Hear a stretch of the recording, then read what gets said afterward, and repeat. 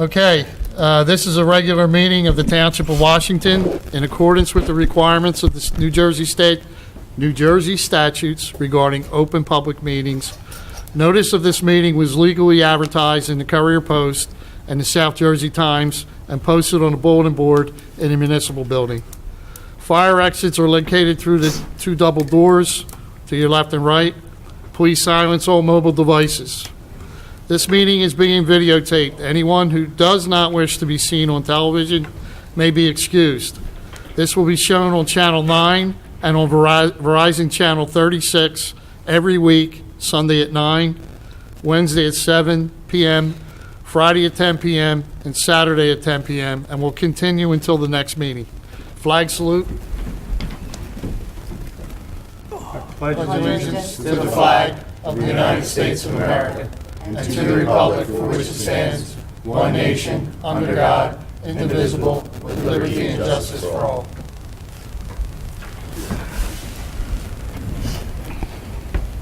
Roll call. Ms. Donato? Here. Mr. Longfellow? Here. Ms. Pasqualone? She's actually out of state and could not attend tonight. Mr. Perry? Here. Mr. Fazio? Here. Mayor Gattinelli? She is actually out, excused for illness with family. Mr. Platt? Present. And Mr. Gonter? Here. We have a quorum. Okay. Bill list, approval of the bill list for April 11th, 2018. Motion to approve. Make the motion. Second. Any discussion on it? Roll call. Ms. Donato? Yes. Mr. Fazio? Yes, St. Fazio. Mr. Longfellow? Yes. Mr. Perry? Yes. Minutes, approval of the regular minutes for March 28th, 2018. Motion to approve. Make that motion. I'll second. Discussion. Roll call. Ms. Donato? Abstain. Mr. Fazio? Yes. Mr. Longfellow? Yes. Mr. Perry? Yes.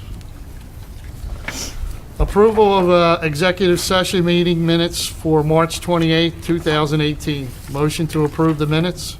Make that motion. Second. Any discussion? Did you say? I'm sorry. Next second. I didn't hear it. I'm sorry. Roll call. Ms. Donato? Abstain. Mr. Fazio? Yes. Mr. Longfellow? Yes. Mr. Perry? Yes. Okay, moving on to ordinances. Ordinance 07, 2018, ordinance amending Chapter 260, Article 2 of the Code of the Township of Washington entitled Stopping, Standing, and Parking. This ordinance is up for adoption. Motion to open to the public. I'll make the motion. Second. All in favor? Aye. Okay. We're now open to the public on this ordinance.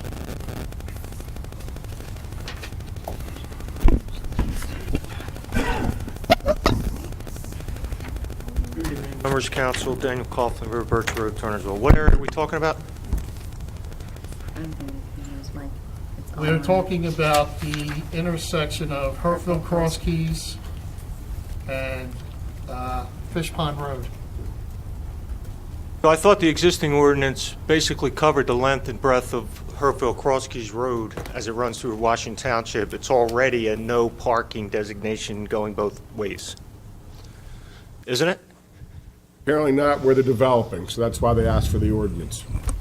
Because it just seems superfluous. No, because apparently this area was a requirement of the planning board to have no parking along this particular frontage of where they're developing this project. So it's not superfluous, it's being added in, so it's clear and concise in the ordinance.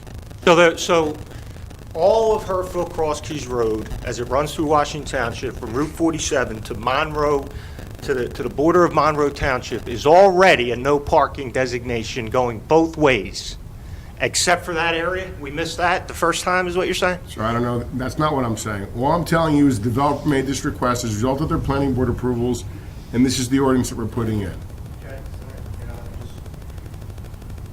Like, we're doing something we don't need to. Thank you.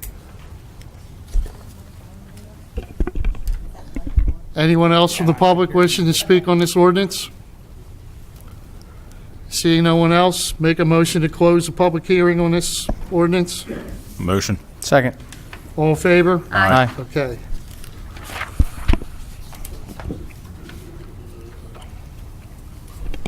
I get a motion to adopt the ordinance. I'll make the motion. Second. Discussion? Roll call? Ms. Donato? Yes. Mr. Fazio? Yes. Mr. Longfellow? Yes. Mr. Perry? Yes. Motion carries, ordinance is adopted. Ordinance 09, 2018, ordinance extending the commercial industrial zoning designation to encompass the entire property known as Block 86, Lot 1.02. This ordinance is up for introduction. Motion to introduce. Make the motion. I'll second. Any discussion on the motion? Roll call. Ms. Donato? Yes. Mr. Fazio? Yes. Mr. Longfellow? No. Mr. Perry? Yes. Motion carries, ordinance is passed on first reading and introduction. Leo, when is this is going to have to be referred to the planning board? We anticipate the planning board has a meeting the 17th of this month, as far as we know. Yes, sir. So The notices will go out. We should have it ready by the May 9th. for public hearing and final adoption consideration, May 9th? Yes, sir. Thank you. Okay. Resolutions. The following resolutions are by consent agenda and only require a vote for all listed. Each one must be read by title. If any member of the council wishes to have one removed and heard separately, they need to indicate it prior to the reading. Anybody? Kind of just, I need to abstain from 83, 84, and 85. Okay. I would just say when it comes to a vote, just abstain. Okay. You don't have an objection to be on the consent agenda, you just want to make note that you're going to abstain Yes, ahead of I time. abstain to Resolution 82, Resolution 83, Resolution 84. I'm sorry, not 82. Let's redo that. 3, 4, and 5. 83, 84, and 85. Okay. You have to read them all, and then he'll vote, and at the time of the vote, he'll vote that he's abstaining on those. So we got to vote on each one individually? No, you don't. Read them all together, then when That's what when I you do was the roll just, call, Mr. Fazio will abstain to the ones he's abstaining. just making sure. Resolution 079, 2018, resolution awarding contract for Omni Recycling. Resolution 080, 2018, resolution canceling taxes for a totally disabled veteran, Block 82.35, Lot 7.30.7, 35 Orion Way. Resolution 081, 2018, resolution approving large gathering application for St. John's United Methodist Church. Resolution 082, 2018, approving reduction of the performance bond for RBG Properties, 231 and 235 Delsey Drive Project,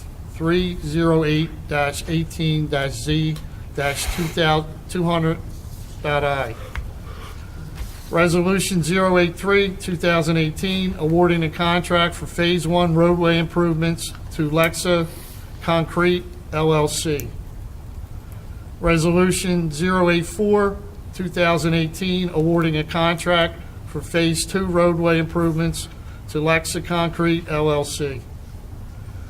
Resolution 085, 2018, awarding a contract for Phase 3 roadway improvements to Lexa Concrete LLC.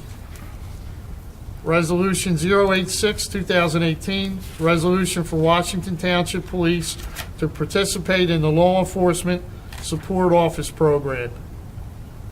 Resolution 087, 2018, awarding a contract for Barclay Cedarbrook erosion stabilization at 28 Barclay. I get a motion to approve the resolutions. Make that motion. I'll second. Roll call? Ms. Donato? Yes. Mr. Fazio? Yes, Except the ones you abstained, is that correct? that's correct. Mr. Longfellow? Yes. Mr. Perry? Yes. Okay, old business. Have anything, Nick? Nope. Sean? The only thing I'll reiterate is that this month is Earth Day. The Environmental Commission's has a variety of events. Probably the largest event still scheduled right now for the public is April 22nd, 12:30. We'll be opening the community garden in Washington Lake Park, so I'd encourage you all to come out. If you reserve by the 15th, it's $10. Afterwards, it's $20 for a spot. I believe I'm available. Outside of that, I don't have any other old business at this time. Anything? Angela? No old business. Stuart? Nothing. Jason? No. Okay, moving on to new business. Nothing at this time. Angela? Just that we had met to discuss working on the 4th of July parade, so we are up and running and planning to have the 4th of July parade again this year on Wednesday, July 4th, 2018. And same setup and all as last year. We're going to do a T-shirt contest in the middle schools as well, just like we did last year. And we're looking to reappoint the members on the parade committee, I guess, at the next meeting and go from there. More updates to follow. Nothing, Mr. Perry. Reports? I'm good. I covered what I had. I'm good. What do you got? I just have that Washington Township High School is hosting a food truck festival on Saturday, April 21st, which benefits Project Graduation. It is from 4 p.m. to 9 p.m., and that's, again, on Saturday, April 21st. Nothing, Mr. Perry. All right, public participation. Please follow the public decorum posted and limit your comments to 5 minutes. Once you have completed your comments or questions, please take a seat.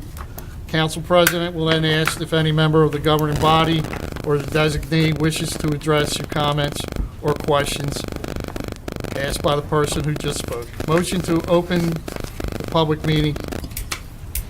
Make that motion. Second. All in favor? Aye. Okay, we are now open to the public.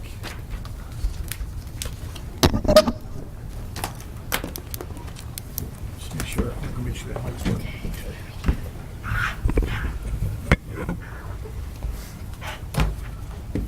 I know, I'm sure.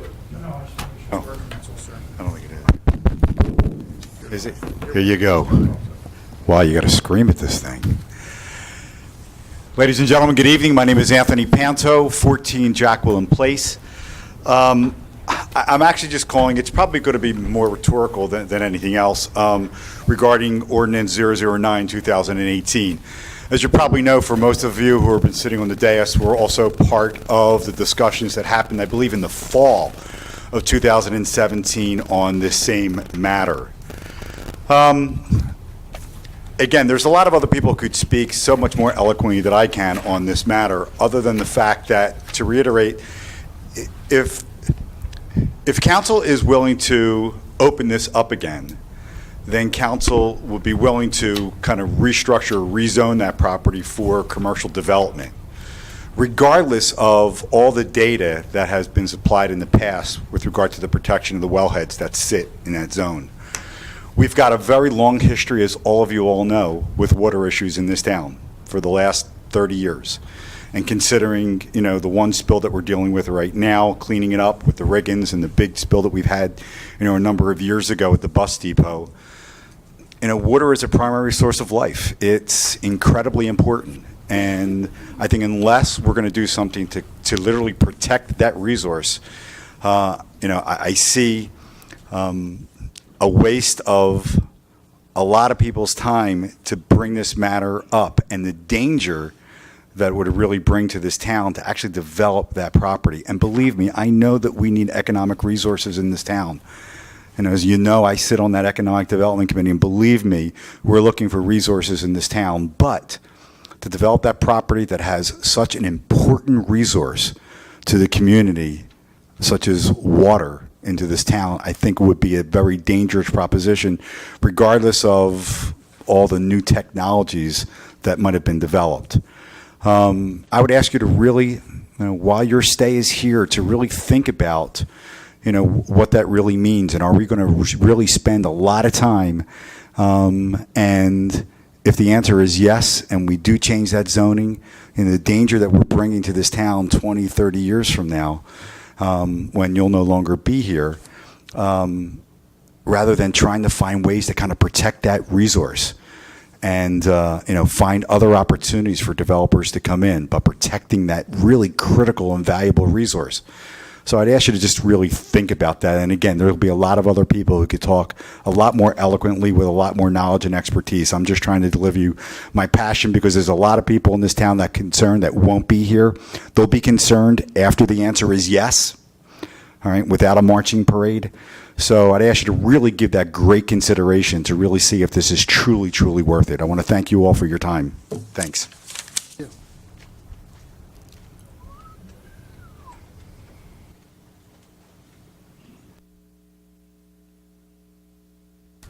Good evening. Susan Pacewick, 2 Buna Court.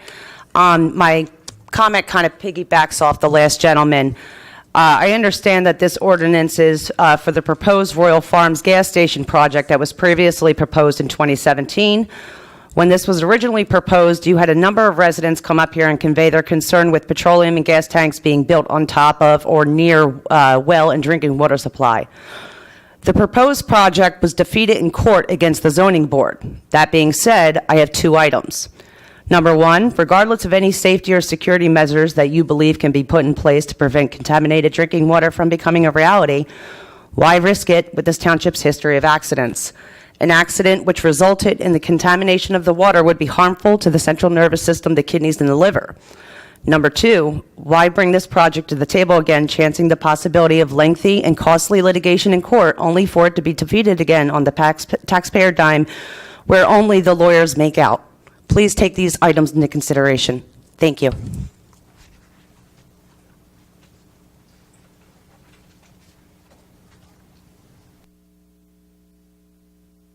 Daniel Coughlin. One spill, one accident, just one, will be catastrophic. If those petroleum products get into the wellheads. And there's also just incidental accidents that occur. Even cars have runoff. Cars that are going in and out of there, their radiators leak, they leak gas, they leak oil. Where do you think that's going to end up? Even if there isn't a catastrophic accident, that's going to wash into on top of the wellheads. We're not against Royal Farms coming here. We would love to have Royal Farms coming here. Just, they can't, we don't want them, anyone, not them. We don't want literally petroleum gas tanks being built right on top of our water supply. I mean, it just seems like common sense. I mean, what new facts have come to light? You don't look good to change your, collective mind so quick. If you still had questions about this, you should have tabled that ordinance and collected that information. You're now looking capricious. Like, you just, okay, I woke up this morning, I think I feel this way. I mean, we're talking about, like, our water supply, and we see this in the news. There was a documentary just on C-SPAN about they built, like, a nuclear contaminated landfill near a community. Guess what? The EPA came out, the business came out, there was never going to be a problem. They had all these safeguards in place. Right? And now everybody in the town's got cancer. Practically every single family is devastated by cancer. We can't afford this. Okay? So let's help Royal Farms find another decent location. That's just not on top of our wellheads. Very, very concerned. I also just want to talk briefly about, enabling the police department to buy military-grade surplus.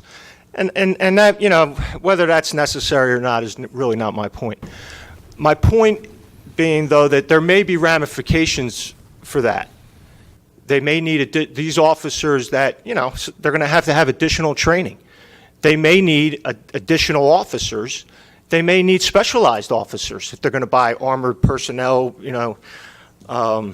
vehicles and et cetera, or different types of, military-grade weaponry.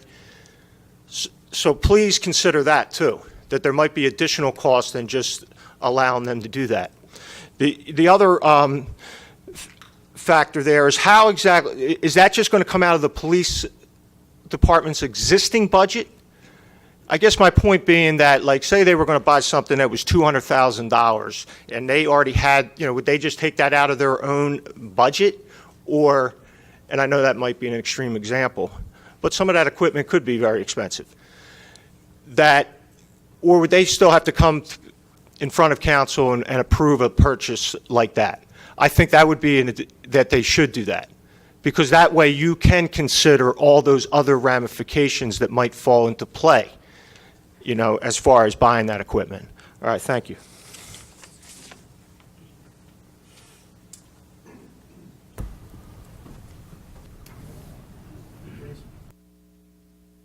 So we're doing responses at the end. After each resolution. Each person.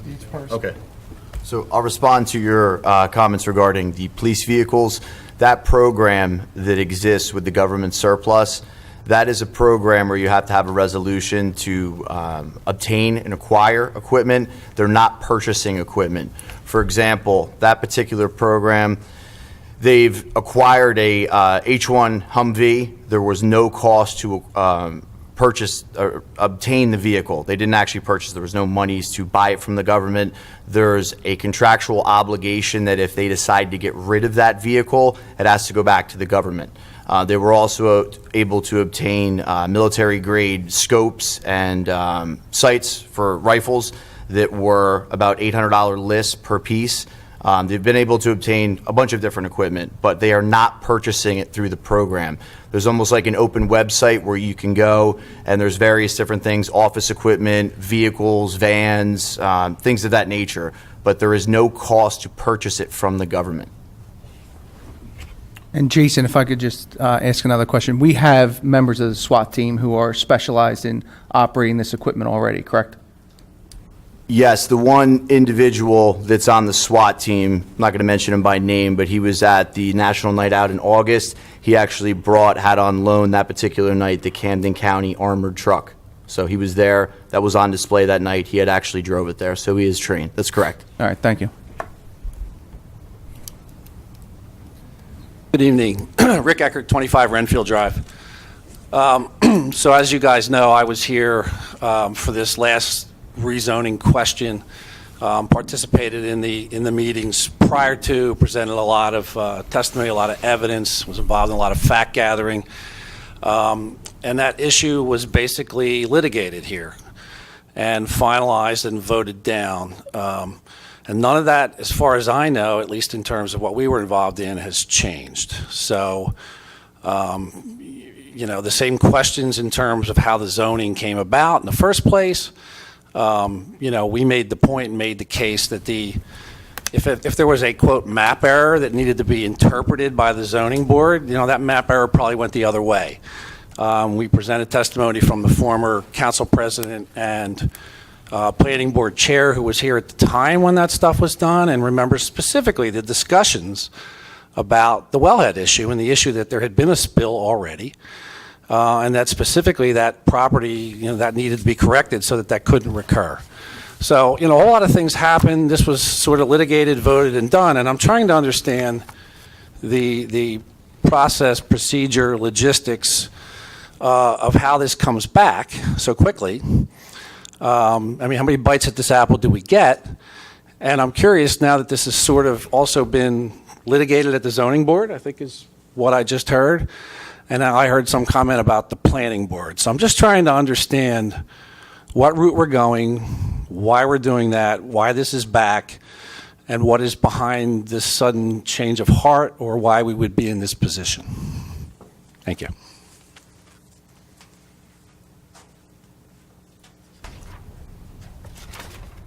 Mr. President, You have anything on this? As far as litigation is concerned, Rick, the zoning board interpreted the map that the entirety of the property was zoned CI. As far as I've been advised by our zoning board attorney, that case went to court, and the court said, no, we disagree with the zoning board's interpretation. So that's the litigation, and that decision, I understand, is being appealed by the developer. But separate and apart from that litigation is this ordinance. And when it comes to, you're talking about things about how many times can something come up. So you're familiar with terms res judicata, and that applies when you're dealing with court cases or litigation. Once a matter is decided, you can't keep bringing it up over and over again. But as you know, the function up here is a legislative function. And a legislative body such as this can bring up legislation over and over again. Now, it's not really over and over again. It was done each year as a separate legislative session. So this ordinance was brought up last year, and now it's being brought up again this year. If you look at the body of the ordinances, they're different. The result is the same. It's taking the boundary line and adjusting it to encompass the entirety of the property. So separate and apart from the litigation, the planning reasons that are stated in the ordinance, and I don't know if you've read the ordinance or not, you can certainly get a copy of it tomorrow. I don't know if it was online already. It's online already. So this is a land use function where the governing body is saying we have a split lot zone. And you made a great argument last year. You said, well, zone it the other way. It's part rural, part CI. Why do you have to zone it all CI? If I recall, your argument was, well, you can zone it rural, the entire portion. We had our planner look at this, and the planner said, you know, for the reasons that are right in the ordinance, that this parcel is more conducive to commercial zoning than residential zoning because of its location, the fact that there are transmission lines running through the property, and all of those things that are conducive and a part of the master plan. So, number one, this is separate and apart from litigation. Number two, a legislative body can bring up legislation again more than once in the same session. This is a different legislative session, and these are planning reasons why this ordinance is being done. It's a boundary line change to eradicate a split lot zone, which are not favored in the law. Notwithstanding the wellhead protection issues which you brought up, I'm answering your question directly on how many times you can do this and how it got here. It's up to the council president. You're going to get one bite at the apple. But you, I see how this works. but Rick, Come listen. on up, Rick. I'll let you have another bite. Just limit, he had 2 minutes. You got 2 minutes, though. You still had time for I don't need 2 minutes. I'm just trying to understand and we can, I think, discuss what the arguments were last time and where I might differ with what your characterization is there. You made a comment earlier about this being now getting ready for the planning board.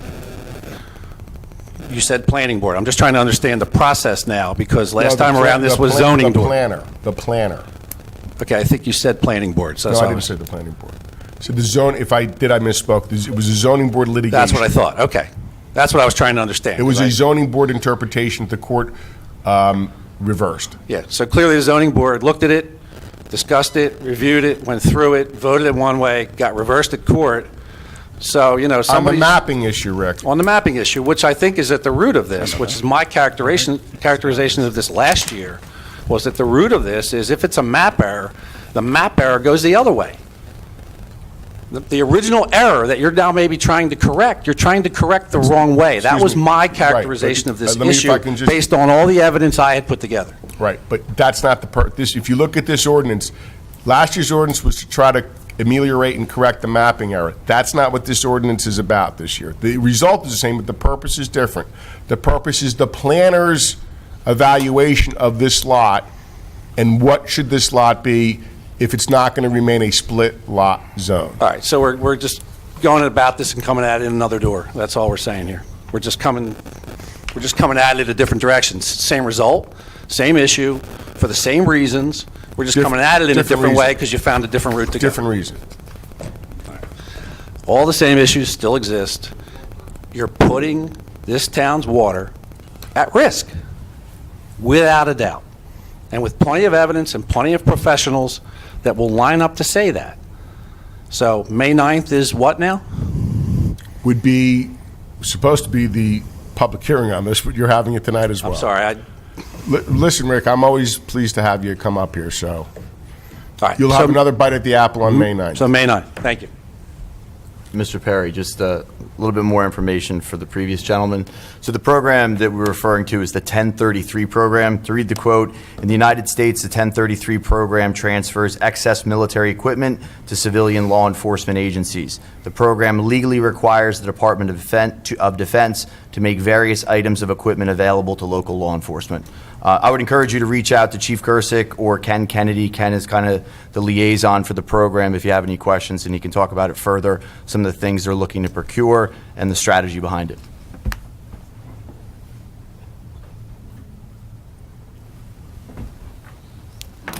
Mary Bam, Dew Court. Mine isn't quite, I agree with these guys, and I'll be here May 9th to hear what's going on, because it's really kind of scary that you would approve that after people have already proven that it shouldn't go through. But my only question tonight is, since when do we have somebody out here guarding the parking lot when we have council meetings? I've parked out here forever, and tonight I was told that I wasn't allowed to park here by somebody standing on our building who works for Kennedy. Is that normal? That Kennedy owns the parking back here, so we were told we were not allowed to park. There's nobody in the parking lot, and I pulled in, and several of us were, there was another woman here pulled in at the same time. We were run off. You can't park here. You got to move your car. This is Kennedy's lot. And I'm like, what's our municipal building? So they all say KH. So obviously, are we getting money for that? The township receiving money? They lease. They lease it. And are we technically not allowed to park there when there's no one there? There might be a truck coming. So I just want to address that. So yes, there was a lease renewal last February for the parking spaces. So now they're going to guard it, but have somebody on our property while guarding it? Does that So make sense? I'll address that as well. There was an issue yesterday where the police were called. Chief Kursick was notified that that security individual was in our building, and some of the employees made comments regarding that, and an officer was sent over. Chief Kursick did not give me an update on the outcome of that, but we are addressing it. Here now. I did not know that, but to your Yeah, comment, he chased us off and told us we had to move our cars. we will absolutely address There's nobody it. back there, so it's kind of ridiculous. Even if it's Kennedy's, I'm assuming that when it fills up and Kennedy needs other space, they're sure as heck going to park over there. I mean, it's just kind of what people do. It's a valid concern, and as I said, we Yeah. did attempt to address it yesterday, but if it's still ongoing, Not as quite as important as the other issue, but just thought I might just bring that one up. absolutely, All right, appreciate thank it. you.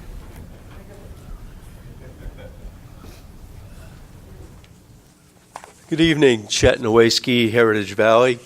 I have an ask and I have a comment. My ask would be for some clarification.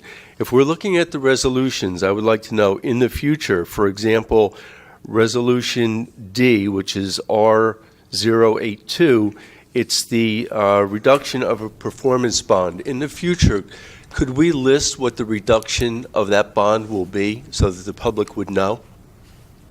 That was one question. The other question for the rest of the resolutions, which would be R083, 84, and 85. Similar question on clarification because it just says Phase 1 roadway, Phase 2 roadway, Phase 3 roadway, and we have no idea what roads or access corridors that pertains to. So in the future, if we put any resolutions together, could we make them a little bit more specific so that the public will understand exactly what we're talking about? My comment, and I hate to beat a dead horse, but once again, on 009-2018, that would be the Royal Farms proposed project. I'd like to just say that the only people right now that are going to make out on this project are the lawyers, because we've already had one litigation and we've gone through that, and it's my understanding that if we change this and change the zoning and Royal Farms is going to be building on that site, then the parent company of Riggins is going to come after us, after the town, because there's already an ordinance that says that you cannot have one gas station that close to another gas station. So we're only asking for problems there again. And once again, the only people that are going to make out on the whole deal is the lawyers. I have what might be a solution, and I would just like to pose that right now. Rather than having Royal Farms occupy that site, there is another site which would be the perfect site in Washington Township for Royal Farms. And I'm talking about the old Watson turkey plant. The building has been on fire a number of times. It's in terrible shape. It's derelict. It's dangerous. Kids can go in there, climb over the fence, and Lord knows what's going to happen. Whenever it rains, the loading dock areas fill up with water, and once the summer comes, I mean, that's going to be a breeding ground for mosquitoes. Rats are probably going to love to swim in that thing. And the whole area is horrible right now. The perfect footprint that fits the dynamic of what Royal Farms is looking for is to put down their convenience store / gas station in an area that would be the closest footprint to an existing Wawa of the same configuration. Right down the road from where the old turkey plant is right now is the Wawa convenience store and gas station. That is the exact place that Royal Farms would want to be next to. Now, I'm not a big fan of abatements or anything like that, but I'll give Mr. Longfellow a little bit of credit on this one. At a last environmental meeting, I talked to him about that, and he said that there might be something in the works on that. If we use township money to knock down that entire complex over there, we could put a lien on the property, and then when Royal Farms comes in, I'm sure that we could make a deal with Royal Farms, and we'd be killing two birds with one stone. We'd be getting rid of an eyesore and a danger, and we'd be bringing new business into Washington Township. That would be my comment. Thank you so much. Thank you. Just want to address a couple of the comments made, if I can, Council President. Chet, with respect to the bond reductions in the resolutions, in the body of the resolution, the amount of the existing bond and its reduced amount are in the resolution itself.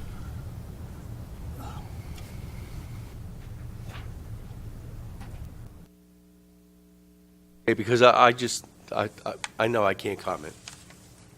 Secondly, on the issue concerning litigation and Royal Farm, now this ordinance is separate and apart from a particular development, but even if there is a requirement that there's a proximity limitation, you can't have a gas station within so many feet of another gas station, that will require any applicant that's wanting to build a gas station to either meet that requirement or get a variance from the zoning board, because that's a zoning board type of a D variance. So this does not eliminate those requirements. And to my knowledge, Royal Farms has never applied for a use variance or any other type of a D zoning board variance. They only sought that interpretation, and that is the sole issue that was decided by the court. And then finally, with respect to the Royal Farms, it's a great idea. You might have, if you would have brought it directly to Royal Farms, you might have got a commission. So thank you for your comments. I address the question, though, please. The roadways. Yeah, sir, I'd want to address those issues He's answering your questions. about the roadways and the clarification on what roadways are there. Yes, thank you. The engineer's here tonight. It was her that gave me those issues to put in a resolution, and I believe she's prepared to give you those answers. I did not have them available to me when I drafted the ordinances, resolutions, I'm sorry. So she'll be able to address that Leo, issue. thank you, Anina.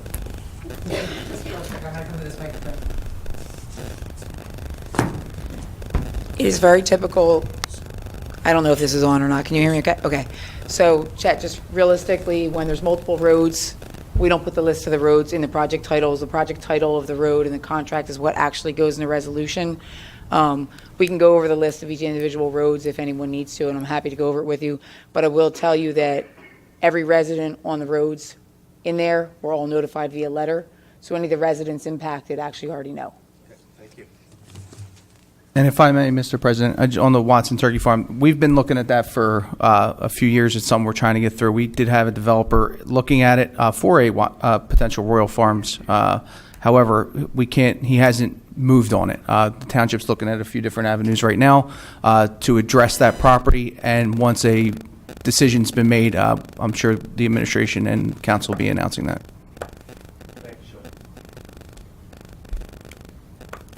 Basney, 30 Stratton Lane. For Resolution D, I just don't understand why we're using this company because it has an F rating by the Better Business Bureau. My question is, why can't we do any better than that? Which resolution? 82. And what are we touching?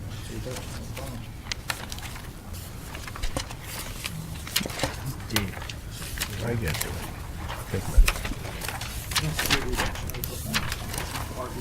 RBG Properties is not a township affiliated business, is that correct, Anita? Correct. This is a bond reduction for their property. Right, the township did not hire RBG, a developer hired RBG to develop this land, so it's actually a bond just to protect the township against RBG properties. Even to get Anthony Panto, 14 Jacqueline, for just the... Yes. Anthony, come up to the podium. Oh, pardon me. Oh, thank you kindly. Anyone else from the public wishing to speak? Seeing no one, motion to close to the public? Make that motion. Second. All in favor? Aye.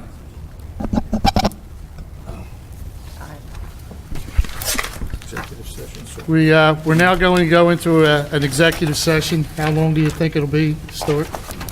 Probably about 20 to 30 minutes, and I doubt there will be any action taken following the resolution for our fine cameraman and IT. So, Okay. but we will be back out when it's over to adjourn the meeting. Resolution 088, 2018, resolution authorizing executive session for litigation. Motion to approve? Oops, sorry. Make that motion. Second. All, roll call. We got the executive session. Ms. Donato? Yes. Mr. Fazio? Yes. Mr. Longfellow? Yes. Mr. Pasquale? Mr. Perry? Yes. See, now when I don't do it.